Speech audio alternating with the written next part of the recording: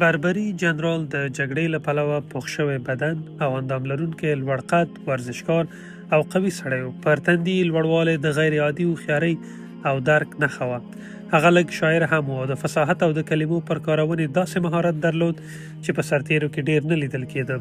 هغه سرحد چې جنرال پکې ولاړ و د شمالي افریقا له اصلي وچې څخه سمندر ته غځېدلې یوه غاړه وه او له اصلي وچې سره د یوې تنګي له لارې نښلېده.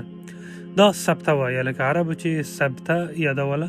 جنرال د یوې غونډۍ پر سر ولاړ و، هغه غونډۍ چې د دې غرنۍ غاړې له 7 غونډیو څخه تر ټولو لوړه وه. دغه غونډۍ په لرغوني وخت کې د هرکولس د ستنو له نومونو څخه یوه بلل کېده. دا یو ډیر ښه د لید ځای و. جنرال له ډیرې علاقې سره هسپانیې ته کتل.